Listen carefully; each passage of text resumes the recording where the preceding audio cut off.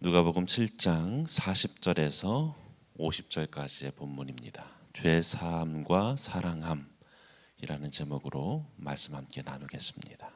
신앙생활을 함에 있어서 가장 위험한 것이 무엇이겠습니까? 여러 가지가 있겠지만 성경을 근거해서 꼽으라고 한다면 아마도 그것은 형식주의일 것입니다. 처음에는 뜨겁게 믿습니다. 살아계신 하나님의 그 은혜를 체험하고 성령님의 임재를 느끼고 하나님의 역사를 체험합니다. 말씀을 읽을 때에 마음이 뜨겁고 어린아이처럼 말씀을 받아들이죠. 그러나 시간이 지나면서 점점 식어지는 겁니다. 어떤 말씀을 들어도 다 아는 말씀 같고 전혀 마음에 감동이 없습니다. 매일의 삶 속에서 살아계신 하나님의 인도하심을, 하나님의 음성을 듣지 못합니다. 예배는 더 이상 뜨겁지 않고 하나님 앞에 몸바쳐 헌신하고자 하는 마음도 없습니다. 자기 자신을 살피기보다 차츰 다른 사람의 허물에 눈이 가기 시작합니다. 그리고 자신의 입에 은혜를 말하기보다 다른 사람들의 흠결에 대해 말하기 시작하죠. 자신의 연약함으로 인해 하나님께 간절히 회개하고 은혜를 갈급해야 하는데 자신의 삶에는 아무런 잘못도 없어 보입니다. 다만 다른 사람의 잘못만이 크게 보이고 그저 비관적이고 비판적인 신앙의 모습만 나타납니다. 눈물은 말라버리고 기쁨과 감사는 사라집니다. 그저 왠지 모를 불만과 불평, 원망의 마음만이 자라납니다. 바로 종교적인 형식주의에 빠진 것이죠. 이러한 모습이 예수님 당시의 바리새인들의 잘못이었습니다. 하나님을 한때는 열심히 사랑하면서 열심으로 섬겼던 자들이었습니다. 그러나 세월이 흐르면서 그들은 살아계신 하나님과 전혀 상관없는 자들로 살게 되었습니다. 놀랍지 않습니까? 성경은 이러한 형식주의의 삶이 얼마든지 가능하다라고 말씀합니다. 오늘 본문에 보면 한 바리새인이 등장합니다. 그의 이름이 시몬이었죠. 어느 날 예수님께서 그의 집에 초대를 받아서 가십니다. 거기에서 놀라운 일이 벌어졌고 예수님은 이 사건을 통해서 오늘 우리에게도 중요한 말씀을 전하고 계십니다. 먼저 오늘 본문을 제대로 이해하기 위해서는 그때 당시에 예수님이 살았던 유대 사회의 예법을 잘 알아야 합니다. 유대인들은 손님이 오면 예의상 몇 가지 행위를 했는데 먼저 이 손님에게 입맞춤을 했습니다. 이 손님이 자신과 동등한 위치에 있다면 얼굴에 입맞춤을 했고 자신보다 높은 위치에 있으면 손등에 입맞춤을 했습니다. 그런데 이 시몬은 예수님께 입맞추지 않았죠. 또 발 씻기는 것이 하나의 예였습니다. 높은 사람이 오면 직접 발을 씻겨주기도 했습니다. 하지만 대개의 경우에는 물만 준비해 두고 스스로 씻게끔 하는 일들도 있었죠. 그리고 감람유를 머리에 부어줍니다. 이 거칠어진 피부를 부드럽게 하기 위해서 얼굴에 또 머리에 이 기름을 발라주는 것이 하나의 이 손님을 향한 예의였습니다. 그런데 시몬은 그렇게 하지 않았다는 것이죠. 이 중에 어느 것도 하지 않았다는 것, 이것은 무엇을 의미하는가? 이것은 마치 예수님을 초대해 놓고 예수님의 뺨을 치는 듯한 그렇게 예의가 없는 모욕적인 행위였습니다. 시몬은 당시 이 동료 바리새인들을 의식해서 그랬는지 어쨌는지 모르겠지만 분명한 사실은 예수님께 아주 무례하게 행동하고 있었다는 것이죠. 그런데 그 상황에서 초대받지 않은 한 여인이 나타납니다. 본문은 이 여인의 신분에 대해서 37절에 그 동네에 죄인인 한 여자가 있어 죄인이라고 밝힙니다. 신학자들은 그녀가 아마도 몸을 파는 창녀였을 것이다 라고 말합니다.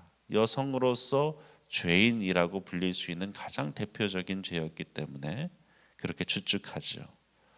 그것이 무엇이었던 간에 어찌되었든 동네의 모든 사람들이 그녀가 죄인이라고 인식하고 있었다는 사실입니다. 사실 그녀는 처음부터 그렇게 된 것이 아니었죠.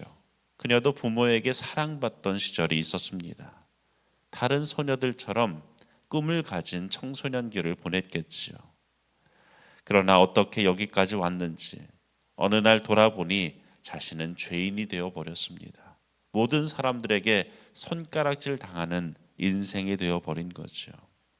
사실 모든 사람들이 그렇게 인생을 살지 않습니까? 누가 처음부터 내가 죄인이 되겠다라고 작정하는 사람이 어디 있겠습니까? 그러던 어느 날 그녀는 예수님의 말씀을 듣습니다. 예수님을 통해서 그녀는 난생 처음 하나님이 자기와 같은 죄인도 사랑하신다라는 그 사실을 깨닫게 되었습니다. 이제까지는 나는 사랑받을 수 없는 대상이라 생각했는데 예수님께서 말씀하시는 그 말씀을 들을 때에 하나님이 나를 사랑하시는구나. 나 같은 죄인도 사랑하시다니. 그 말씀을 대하면서 그녀의 영혼에 단비가 내렸던 것이죠. 그러던 어느 날 그녀는 이 예수님이 이 유명한 바리새인의 집에 초청되었다는 사실을 알게 됩니다. 그리고 그 예수님을 한 번이라도 보고 싶어서 찾아가죠.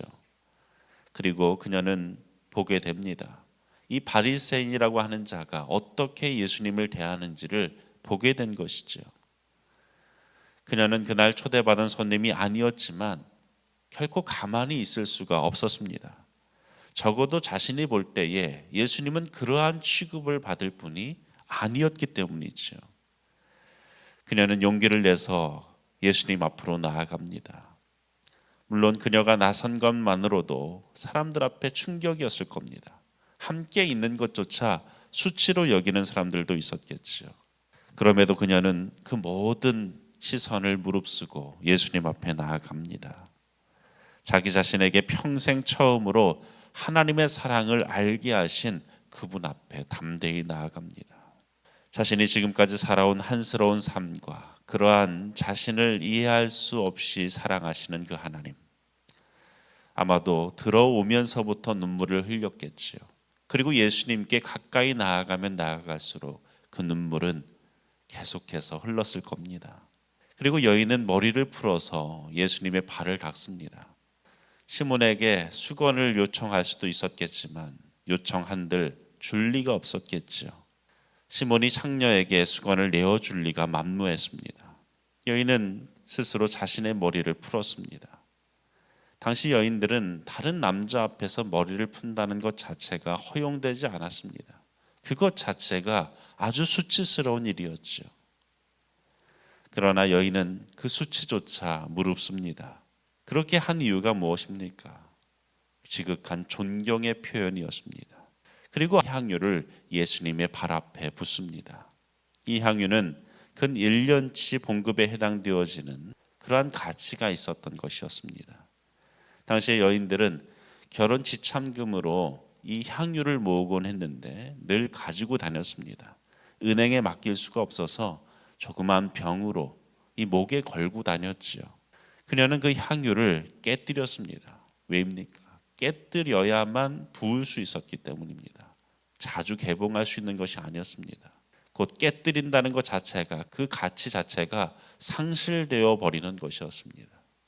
그것을 본 바리새인 시몬이 이것을 보고 마음속으로 얘기합니다. 이 사람이 선지자라면 이 여인이 누구인지를 알 것이다.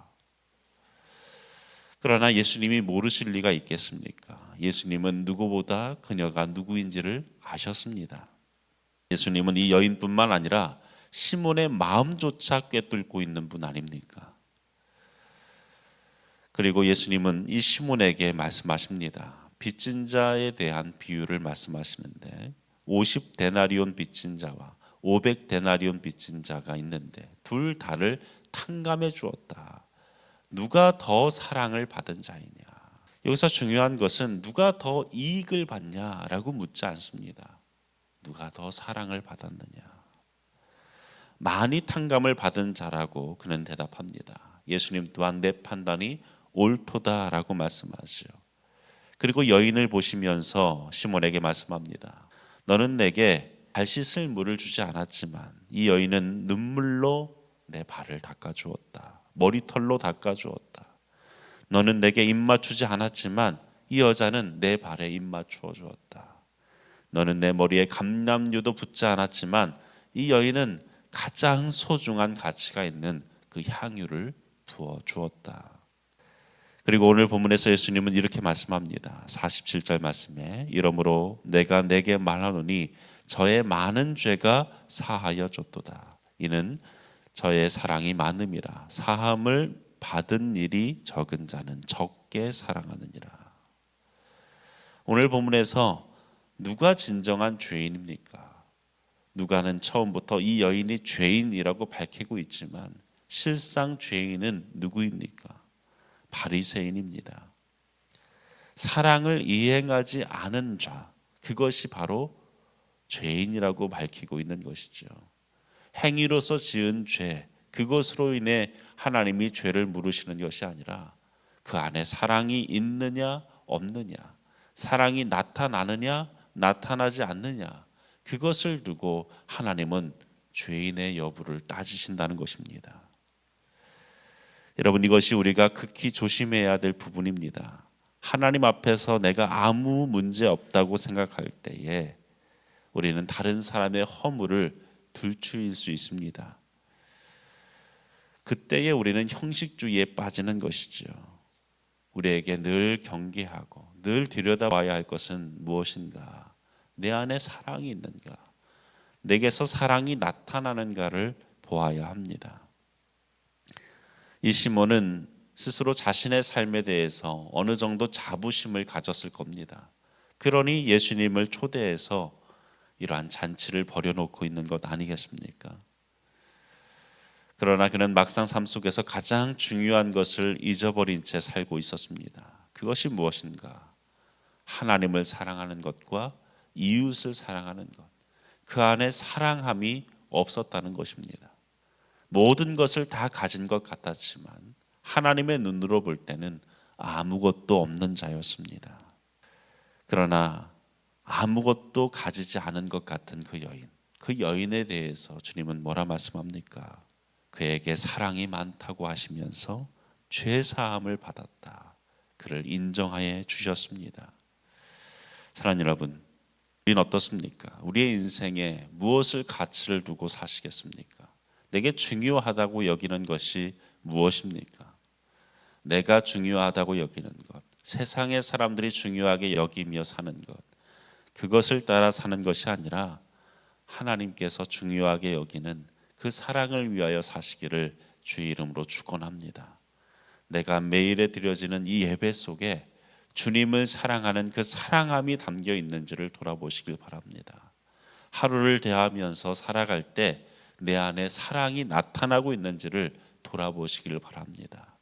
사랑함이 없다면 우리는 형식주의에 빠진 것입니다. 하나님의 은혜를 아는 자로서 오늘 한 날 사시기 바랍니다. 그분 앞에서 감사와 감격을 가지고 사시길 바랍니다. 내 모든 것을 그분께 다 드려도 아깝지 않을 그러한 신앙으로 돌아가시기를 주의 이름으로 간절히 축원합니다.